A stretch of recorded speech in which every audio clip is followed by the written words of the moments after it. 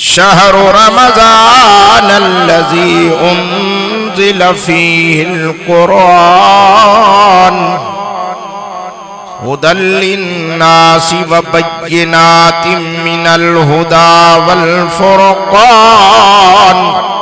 सदक़ल्लाहु मौलानल अज़ीम व सदक़ रसूलुहुन नबियुल करीम व नहनु अला ज़ालिका लमिनश शाहिदीन वश्शाकिरीन वल्हम्दुलिल्लाहि रब्बिल आलमीन। इन्नल्लाह व मलाइकतहु युसल्लूना अलन नबी या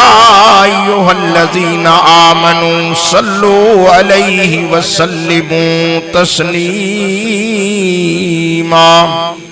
दिल जी मोहब्बत प्यार सा सोने नबी जा आशिक सोने साईं ते दुरूद शरीफ पढ़े। अल्लाहुम्मा सल्लि अला मुहम्मद व अला आलि मुहम्मदिन कमा सल्लैता अला इब्राहीम व अला आलि इब्राहीम इन्नका हमीदुम मजीद। अल्लाहुम्मा बारिक अला मुहम्मद व अला आलि मुहम्मद कमा बारकता अला इब्राहीम व अला आलि इब्राहीम इन्नका हमीदुम मजीद।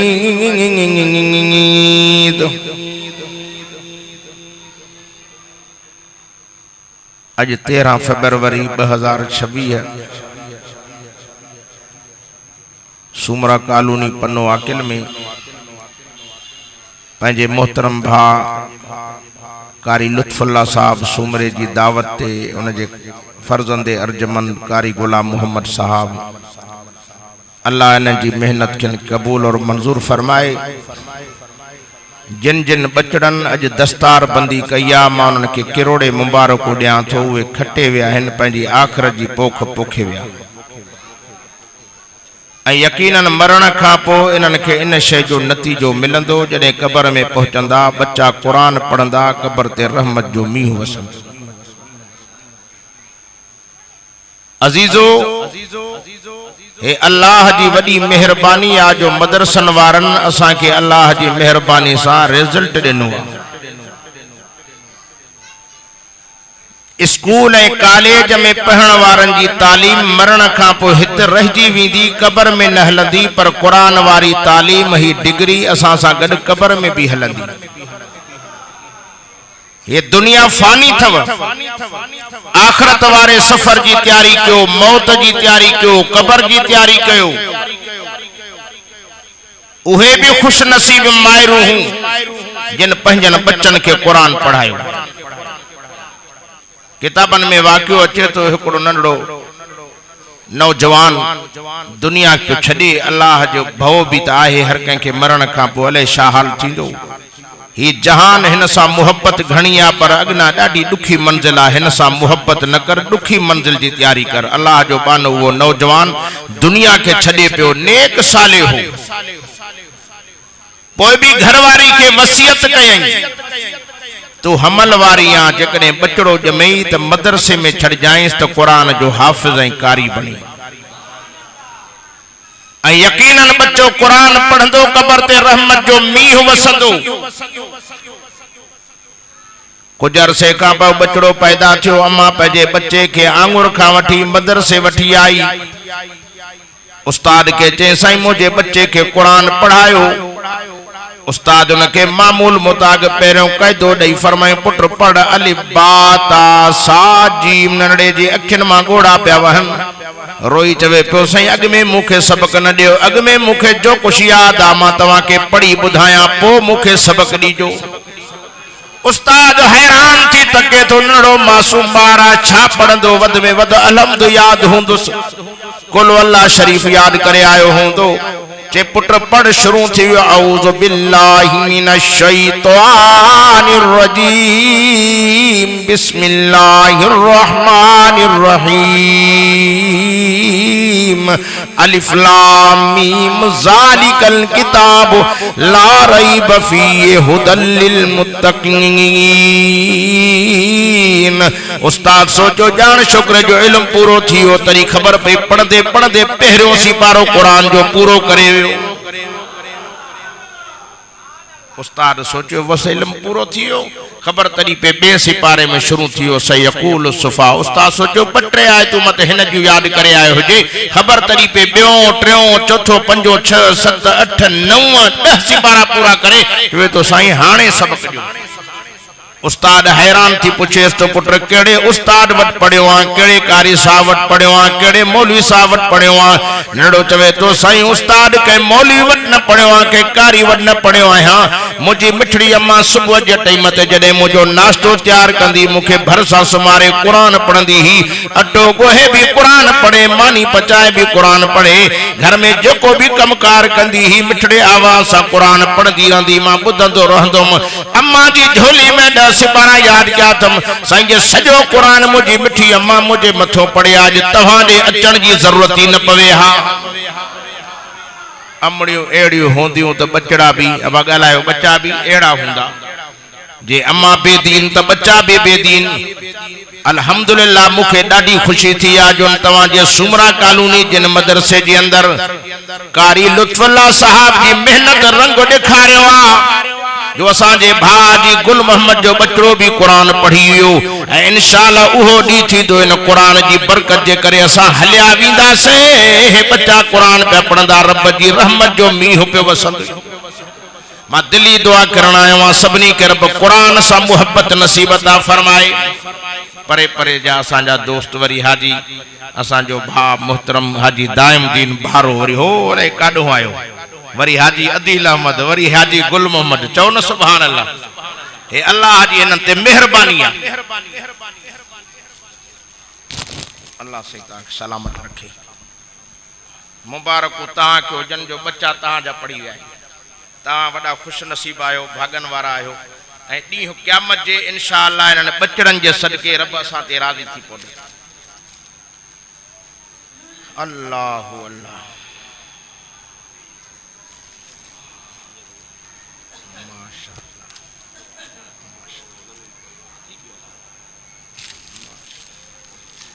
माशाअल्लाह वाह वाह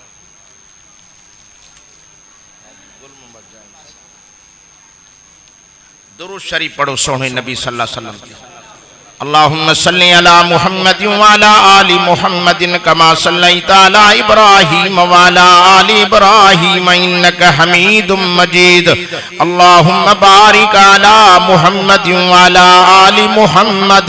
कमा बारकता अला इब्राहीम व अला आलि इब्राहीम इन्नका हमीदुम मजीद पन्नो अकिल जा मुसलमानों इन कुरान मजीद जे करे मुल्क जहान हले वथे जो कुरान हलियो वियो त क़यामत अची वेंदव इन धरती ते रब कुरान जे करे असां के छडी वेठो थव न त असां जो हाल इहो आ जो असां ज़मीन जे तख्ते ते मिंट त परे पर सेकंड भी रहण जे क़ाबिल न आहियूं जेड़ा असां में गुनाह जेड़ा असां में ॾोह जेड़ियूं असां में खताऊं इन असां सेकंड भी रहण जे क़ाबिल न आहियूं अल्लाह उन महबूब नाले मिठे नाले वारे साईं जे सदके छडी वेठो थव जेको महबूब रब के पे अर्ज करे ओ मुजा रब मुजन मेरन गंदन गुनाहगारन जे ऐबन न तक जाई मां मोहम्मद जे मिठे नाले दे दिस जाई उन महबूब नबी जी दुआऊं जी बरकत जे करे असां के छडियो वेठो आ मां दिली दुआ करण आयो आ त अल्लाह उन महबूब नबी असां सच्ची मोहब्बत नसीब करे आमीन त चओ ए शाबानुल मुअज्जम जो महीनो हले वथो अॻियों गुज़ारिश तो क्या त रमजान अचे वथो इन जी तैयारी भी कजो हे भलारो महीनो थो अचेव हे हाफ़िज़न के मुसल्लन ते बीहण जो टाइम थो अचे असां के कुरान ॿुधण जो मौक़ो मिलंदो ऐं मुझे महबूब नबी मुझे दिलबर नबी फरमायो कुरान जा हाफ़िज़ सगोरा जॾहिं कुरान तरावियूं पढ़नि तव्हां उन्हनि सिफ़नि में पोयों बीहो पाण करीमन फरमायो मलाइक भी उन सिफ़नि में गॾु शरीक थींदा आहिनि मुझे महबूब नबी फरमाए जंहिं भी के फरिश्ते जो कोई इंसान सां थोड़ो कपिड़ो भी टच थी वियो क़यामत ते उन जी बदबख्ती वेझो ई न ईंदी चो इंशाअल्लाह इन रमजान में जागंदासीं चो सभई जागंदासीं ऐं हिन मस्जिद के आबाद कंदासीं तरावीन जी सूरत में हाफ़िज़ जे पोयों कुरान ॿुधणो आहे चो इंशाअल्लाह कुरान को सिवा चाढ़ो ही नाहे कुरान को सिवा फायदो ही कोने है मुल्क कुरान जे करे हले तो तरे महबूब नबी तो फरमाए लौला यकूनुल कुरान मकबूजन फी सुदूरिहिम लहलकत दुनिया व मन अलैहा। रब तो फरमाए मुझा सोना जिन जे सीनन में मां अल्लाह जो कुरान आ उन्हीं जे सदके मां मुल्क के हलाया थो। ए कुरान जे करे मुल्क हले तो हाजी दाइमदीन साहब कुरान न हुजिया त असां न हुजूं। ये कुरान के सदके मुल्क हले तो, कुरान के सदके जहान हले तो। तने मौलाना सुल्तान अहमद साहब रते देरे वारो चोंदो हो जैसी कुरान हूंदो तेसी जहान हूंदो। जैसी ते कुरान आ तो जहान आ। जे कुरान हले वियो तो क़यामत अची वेंदी। हिन कुरान के सदके मुल्क रहियो पियो थो। कुरान वारा आहिन हे मासूम बच्चा मदरसन में वेठा कुरान था पढ़न जिनके सदके रब मुसीबत टारियूं वेठो थव, अजाब टारियूं वेठो थव, डमर टारियूं वेठो थव। कुरान सां मुहब्बत कयो, मदीने वारे साईं सां मुहब्बत कयो। उन सोहणे महबूब मुहम्मद अरबी सां इश्क हूंदो त रब जी कावड़ लही वेंदी। छो त अल्लाह के पंहिंजो महबूब मुहम्मद अरबी प्यारो थव। खुदा जो कसम महबूब त प्यारो अथसि पर महबूब सां प्यार करण वारा भी रब के ॾाढा प्यारा आहिनि। मां दुआ करण आयो आहियां अल्लाह ताला सभिनी के सोहणे नबीअ जो मुल्क मदीनो ॾेखारे। इहा दुआ घुरां या न घुरां? खुदा जो कसम जिन भी शइ मदीने सां मुहब्बत कई उन्हनि को काई शइ नथी वणे चवनि था मदीने में हुजऊं।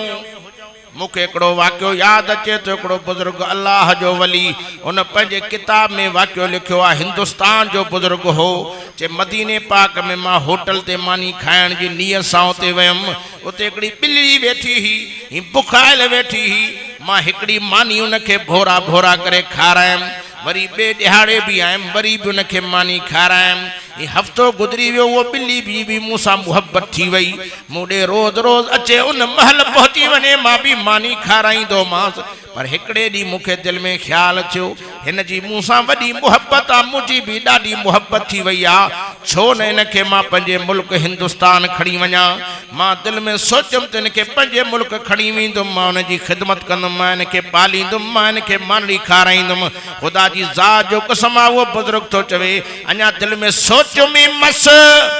त ॿिली मुंहिंजी मानी छॾे हली वई। वाह हाजी दाइमदीन भारा साहब, हाजी अदील अहमद, हाजी गुल मोहम्मद, इन्हनि खां पुछो जेके मदीनो ॾिसी आया साईं।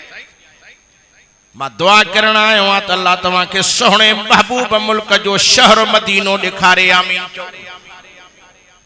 हे ॿिली खे ॻोल्हींदे चे मुंहिंजो मामूल हूंदो मां ज़ोहर जी नमाज़ रोज़े रसूल वारी मस्जिद नबवी में पढ़ी वरी नबी संजे रोज़े ते हाज़िरी भरींदो हुम। चे पाक मुहम्मद करीम जे रोज़े ते वञा त ॾिसां त नबी संजे रोज़े जे जालिन खे ॿिली चिंबड़ी पई आ।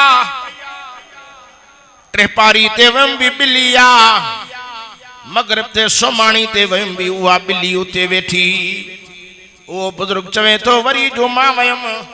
वरी बे दिहाड़े होटल ते वयम त ॿिली ना आई, टे ॾींहं ना आई, चौथे ॾींहं ना आई। मां जो अचां त नबीअ जे रोज़े अतर ते ॿिली वीचारी हुज़ूर जे रोज़े जी जाली सां भर में वेठी। मां चयमि हाणे ॿिली हेॾे नथी अचे, हिनखे ॻोल्हण ॾाढो ॾुखियो लॻे हा। चए मां पिंजरो वठी आयमि, हाणे रोज़े रसूल ते वञी इनखे पिंजरे में फासाए पंहिंजे मुल्क खणी वेंदुमि। तवज्जो कजो मुसलमानो, कलमे वारो पाक नबी जा परवानो, मिठे मुहम्मद अरबी जा दीवानो, 1.25 लख नबियनि जे सरदार नबी सां मुहब्बत करण वारो जे रात जो निंड में सुम्हियो पियो हम सोहणे नबीअ जी ज़ियारत थी वई। नबी से चयो अल्लाह जा बाना, उन जो नालो हो बुजुर्ग जो मोहम्मद इस्माइल। चयो ओ मोहम्मद इस्माइल, मुझे मुल्क मां मुझी ॿिली खे खणी न वञजाई। ॿिली रोई, मां मुहम्मद के दाह ॾिनी आ, मुंहिंजा सोहणा पंहिंजे कदमनि खां मूंखे परे न कजाई। हे सोहणो मुहम्मद थई, सोहणनि जो सरदार थई, 1.25 लख नबियनि जो ताज थई, जे नबीअ जे सदके रब जोड़ियो ही जहान थई। मां दिली दुआ करण आयो आहियां त अल्लाह सभिनी खे मिठे मुहम्मद अरबी सां सचो प्यार ऐं सचो इश्क ऐं सची मुहब्बत नसीब करे। आमीन त चओ। आशिक हुजनि त हाजी गुल मोहम्मद जहिड़ा हुजनि, पोइ त रोज़ रोज़ हिते जलसा थियनि साईं, ईअं न साईं। मां दुआ करण आयो आहियां अल्लाह सभ खे सोहणे नबी सां मुहब्बत नसीब करे। आमीन त चओ न। महबूब मुहम्मद अरबी से प्यार कर नबी जी तारीफ बुध त ईमान ताज़ो थी पवे चौन सुभान अल्लाह। उन सोहणे मुहम्मद अरबी जे मुल्क मदीने से प्यार माशा अल्लाह। वरी होडो हाजी नेमतुल्लाह सोलंगी नारे तकबीर। अज तो रहमतुन जा वड फुड़िया मीह वसनी वसन था चौन सुभान अल्लाह। असा पाक मुहम्मद अरबी जा दीवाना हूं चौन सुभान अल्लाह। ऐ बुधो ये मजलिस भी मिठे महबूब मुहम्मद अरबी जी तारीफ लाए बनाई वई। हिते आया भी आशिक मिठे मुहम्मद जा दीवाना है। तवज्जो को मुसलमानों कलमे वारो मां मुंड में जी अर्ज के माशाअल्लाह पान भी सखी वरी बचड़न के भी सखी बनाए त आदत पैजी वने। समझो था जी आदत पैजी वने जी असा हलिया वणो कोयो भी सखावत कंदा रहन जो सखीन जा बेड़ा ही पार है चो न सुभान अल्लाह। मां दुआ करना है वहां त अल्लाह सखी नबी जो सच्चो गुलाम है सच्चो नौकर करे आमीन चो। जिस दिल में मोहम्मद की उल्फत नहीं है समझ लो कि किस्मत में जन्नत नहीं है। जैजी दिल में नबी जी मोहब्बत कोने उन जी किस्मत में जन्नत जणो कोने। जन्नत मिलंदी त मिठे मोहम्मद करीम जी गुलामी में मिलंदी चो न सुभान अल्लाह। उन पाक मोहम्मद जे प्यार में जन्नत चो न सुभान अल्लाह। मां दिली दुआ करना है वहां त अल्लाह उन हबीबे किबरिया रहमत दो आलम सा सच्ची मोहब्बत नसीब करे जो सब को शान में मथे आ। अखलाक दिसे त अखलाक नबी जो सब का मथे पंजा त पंजा पर दुश्मन भी नबी जो अखलाक दिसी नौकर बनगी व्या। जंजी तारी में रब से फरमाए तो वमा रुसलनाक इल्ला रहमतल लिल आलमीन। रब से फरमाए तो मुझा सोना तोखे बिनी जहान जला रहमत करे मोकलियो थम। तू पंजन जला भी रहमत परावन जला भी रहमत दोस्तन जला भी रहमत दुश्मनन जला भी रहमत चौन सुभान अल्लाह। खुदा जी ज़ात जो कसम अखलाक दिसे त अखलाक में केर पुछेस जे नबी जो अखलाक पुष्ट कुरान तो बयान करे इन्नक लाला खुलुकिल अज़ीम। रब तो चवे मुझा सोना तो जो अखलाक सब का मथे पंजा त पंजा पर तो मुहम्मद जो अखलाक दिसी तो मुहम्मद जे दर ते दुश्मन भी तुझा नौकर बन जी व्या। असा को पंजा बेजार मित्र बेजार अजीज करीब बेजार ओ जके जान देण वारा उहे भी दुश्मन बन जी व्या छो त असा जो किरदार भलो कोने। बुधो मुसलमानों कलमे वारो पाक नबी जा परवानो मिठे मुहम्मद अरबी जा दीवानो। मां मुंड में जी तवा के अर्ज करे वम ते भलारो महीनो अचे वथो 11 महीनन का पो अचे वथो सा के धोतियूं पोतियूं इंशाअल्लाह जो जन्नती बनायूं विंदो। उन महीने जो नालो थव रमजान शरीफ। हाजी दाइम दिन मां एकड़ी जाय ते हमरा हो उन जा 32 दंद भगल। हाजी गुलमन बुधण जी गाल थव दंद भगल। हाजी अदील तू भी हेडे तवज्जो कर। हाजी नेमतुल्लाह दंद भगल मतो चाचा नालो छाती करे चे रमजान। अरे मतो तू तो बख्तन वारो आ नालो ही रमजान थई रमजान अचे वेठो चे सही बाहू तो बधाव रमजान में पाणा रोजा न रखदो। डिठम त 15 मानन के किरास करे वियो बाकी रमजान जे रोजे रखण को तप तस वडो साईं उस्ताद भी वेठो आ। मां दुआ करना आयो त अल्लाह सा के रमजान जो कदर नसीब करे आमीन त चो न। ए 11 महीनन का पो ईंदो पर असा के बख्शरायूं जन्नत वठी विंदो। ए महबूब नबी फरमायो लिसाइमी फरहतानी फरहतुन इंद फित्रही व फरहतुन इंद लिकाई रब्बिही। मुजो नबी तो फरमाए रोजेदार के ब खुशियों थी मिले घणियों घणियों। साहबा फरमाए या रसूलुल्लाह सल्लल्लाहु अलैहि वसल्लम केड़ियों पाण फरमाए त हिकड़ी दुनिया में भी क़यामत में मिलंदस। दुनिया में रोजे खोलण माल सजो डी विचारे जा चप खुश्क निड़ी खुश्क थी वई जान में ताकत न रही आने वेठो आ मस्जिद में जान आजान मिली रोजो खोलींदुम ये दिसे तो सुभान अल्लाह किस्मे किस्मे जा ताम फ्रूट शरबत मिल्क रोज सब कुछ पिया हिन। अल्लाह फरमाए तो रोजेदार खाओ तम अल्लाह खुश थिया। एक रोजे खोलण महल रोजेदार के खुशी बी खुशी फरमाए इंद लिकाई रब्बी ही बी खुशी मैदान क़यामत में रोजेदार के अल्लाह रूबरू ज़ियारत कराई। अब अल्लाह जी ज़ियारत थे असा के बियो छा खपे जो इंशाअल्लाह रब जी ज़ियारत नसीब थींदी रोज़ेदारन के जो करीम रब के परचाईंदा से रमजान के भलारे महीने सा नीह निभाइबो ए रहमतुन जा पैकेज खयूं तो अचे जी हर शय जा पैकेज होंदा हन दिसंदा उन से फलानी से महीने में से फलानी से सस्ती अघ किरिया आहिनि इन जा अघ वधिया आहिनि रेट वधिया आहिनि के सामान रखी वेठा वधिया त पो विकियूं पर रमजान असांजे ईमान वारन मोमिनन जे लाइ नेकिन कमाइण जो सीज़न जो महीनो आहे चओ न सुभान अल्लाह फरमाए जेकॾहिं नफ़िल पढ़े त फ़र्ज़ जो सवाब फ़र्ज़ पढ़े त 70 फ़र्ज़ जो सवाब मिलेसि इन जे करे मुंहिंजा प्यारा भाउ नेकियूं बि कयो ड्रिजो बि सही मत चओ त असां रोज़ेदार थी वियासीं निमाज़ी थी वियासीं हाजी थी वियासीं मुतक़ी थी वियासीं परहेज़गार थी वियासीं जे ख़ुदा रुसे सभु नेकियूं लोढ़े छॾे त उन खां केरु थो पुछे मूंखे हिकिड़ी जाइ ते हिकिड़े दोस्त वाक़ियो ॿुधायो चए ॿ भाइर रहंदा हिकिड़े भाउ जो घर हो मथे माड़ी ठहियल हिकिड़े जो हेठि हिकिड़ो हो वॾो नेक निमाज़ी तहज्जुद गुज़ार परहेज़गार मुतक़ी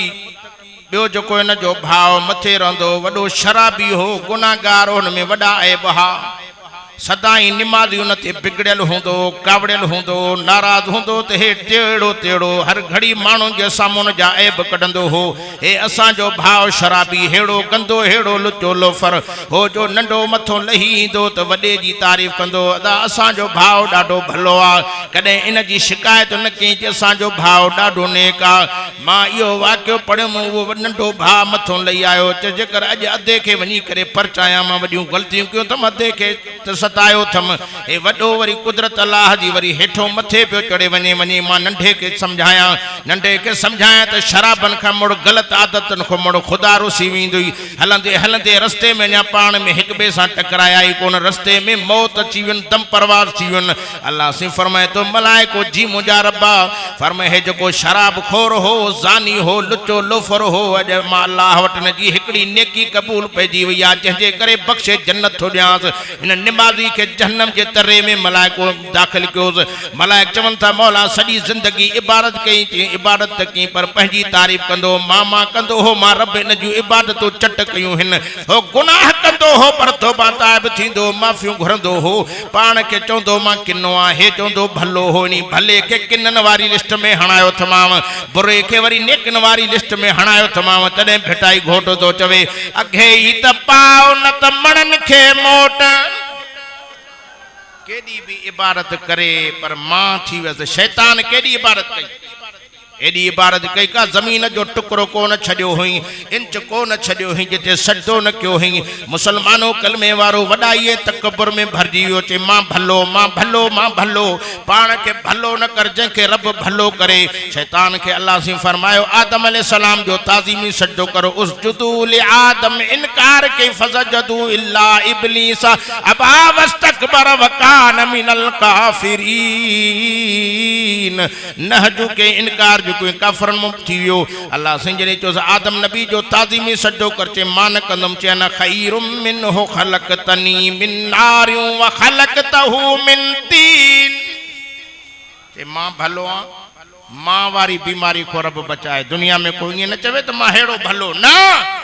मत तोखो को गुनाहगार को एड़ो अमल हुजे रब राज़ी थी जन्नत दई छडे वो ओ गुनाहगारो तवा भी पंजे गुनाहन ते पेशेमान थियो मोटी अचो रब जे दर ते ए भलारो महीनो अचे वथो रमजान सुहिणो महीनो अचे तो रहमतुन जा मीह वसाईंदव अचो हिन महीने में रब को गुनाह जी माफ़ी वठो मन रुठल राज़ी थी जन्नत दई छडे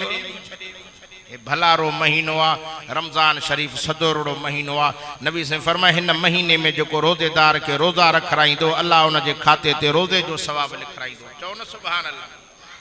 पाण फरमाइन था जो रोजेदार के रोजो तो खोलाए अल्लाह उनी बाने जे खाते ते रोजे जो सवाब तो लिखराए सहाबा जो या रसूलुल्लाह सल्लल्लाहु अलैहि वसल्लम के रोजे खोलाइण की ताकत न होजे पो तो महरूम थी विंदो नबी से फरमाए मां ये नथो चवां के ड्रॉ करे रोजो खोलायो पान करीमन फरमाए खारक के दाणे सा रोजेदार के रोजो खोलाइंदो पो भी रोजे जो सवाब मिलंदो साहबा जो या रसूलुल्लाह के वट खारक न होजे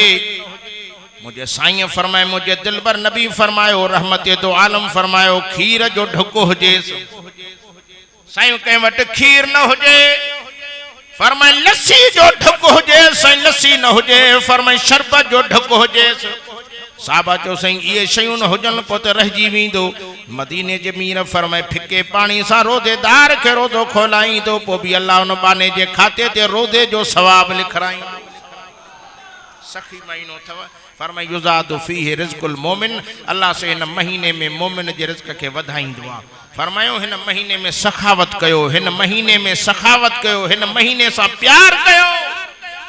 असां वरी ॿियनि महीननि में भी सखावत बंद रमज़ान में भी बंद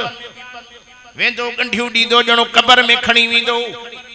अल्लाह पैसो ॾेव दौलत ॾेव मिल्कियत ॾेव त हिन महीने में सखावत कजो अरब सगोरा मक्के मदीने वारा रमज़ान शरीफ में एॾियूं सखावतूं कंदा आहिनि 11 महीना कमाए हिन महीने में दरिया वहाईंदा आहिनि चओ न सुभान अल्लाह असां 11 महीना भी कमायासीं पोइ भी रमज़ान लाइ कुझु न कयोसीं मुंहिंजो हिकिड़ो यार हो मूंखे ॿुधाईंदो चवंदो फलाणो हमरा ॾिसो था वॾो पैसे वारो हो चए अहिड़ो ज़ालिम आहे जो हिन रमज़ान शरीफ में घर में बोरटो दाल जो बोरटो साईं बटालुनि जो भरियो छॾींदो ॿारनि खे चवंदो आहे वञी खाओ पाण वरी एॾो सखी आहे कि रमज़ान में वरी मस्जिदनि जा पासा ॻोल्हींदो वञा उते रोज़ेदारनि सां गॾिजी मानी खावां पर पंहिंजे घर में न पचाईंदो पाण दाल ते पाण हिन शइ ते गुज़र कंदो पर रमज़ान शरीफ जे अंदर पंहिंजे घर में बच्चन जे लाइ कुझु न कंदो मुंहिंजे नबी फरमायो हिन महीने में सखावत कयो त रब तव्हांखे वरी वधाए ॾे फरमाए शहरुन अज़ीम नबी तो फरमाए वॾो महीनो अथव साहबा चयो या रसूलल्लाह सल्लल्लाहु अलैहि वसल्लम वॾो कीअं ॿियनि महीननि में 30 ॾींहं भला आहिनि में 35 40 ॾींहं आहिनि फरमाए न ॾींहं साॻा आहिनि पर इज़त में शान में मर्तबे में मक़ाम में मथे आहे छो त हिन महीने में रब जे क़ुरान जो नुज़ूल थियो आहे चो इंशाअल्लाह रात जो तरावी भी पढ़ंदासीं असर जो जागो जागो वारन सां उथी वरी मस्जिद में अची तहज्जुद भी पढ़ंदासीं हे नेकिन कमाइण जो महीनो अथव गुनाहन खां पाण खे बचायो मोटी अचो रुठल रब खे रीझायो अॼु बचड़नि जी दस्तार ॾिसी ॾाढी ख़ुशि थी आहे मां करोड़े मुबारक उन्हनि जे पीउ मां खे ॾियां थो तव्हां खटे विया हो